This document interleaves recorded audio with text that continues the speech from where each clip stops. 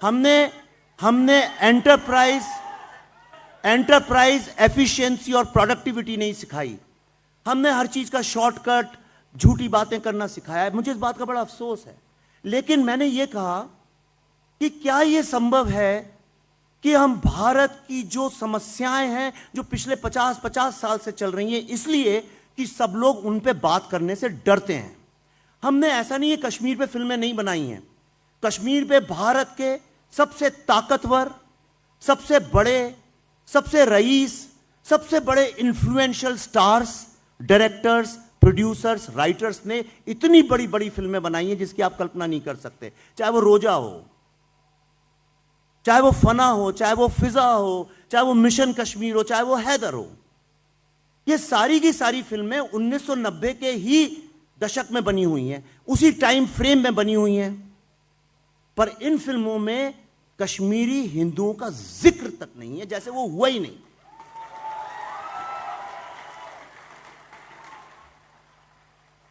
दूसरी विडंबना देखिए, ये सारी फिल्में टेररिस्ट लोगों को जस्टिफाई करती हैं कि उस बेचारे पे ये जुल्म हुआ। सुन लीजिए, देखिए तालियां हो जाएंगी। मैं सीरियस बात कर रहा हूं। उस पे जुल्म हुआ इसलिए उसने बंदूक उठा ली। दलितों पे इतना जुल्म होता है, वो क्यों नहीं बंदूक उठाते? गरीब व्यक्ति पे इतना जुल्म होता है, वो क्यों नहीं बंदूक उठाता? लेकिन किसी ने इस सवाल को एड्रेस नहीं किया। भारत का हर व्यक्ति यह सवाल पूछना चाहता था। और ये फिल्में ऐसा भी नहीं है कोई प्रमाणित फिल्में थी। किसी राइटर या डायरेक्टर ने जाके अपने जीवन के कुछ महीने आतंकवादियों के घर में उनके साथ बिताए होते और 50-60 लोगों की मानसिकता समझी होती और तब कहते हां, ये मैं मानने को तैयार था। हमने डाकुओं को ग्लोरीफाई किया, घोड़ों पे बैठा बैठा के उनको हीरो बनाया।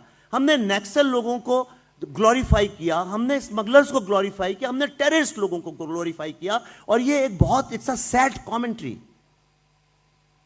हमने अपने युवाओं को शॉर्टकट फिल्मों के जरिए भी सिखाया और हमने उनको झूठ बोला। ये गलत है। टेररिस्ट कोई भी सताने से नहीं बनता है। जितने टेररिस्ट मारे गए हैं उनमें से कोई भी सताया नहीं गया था।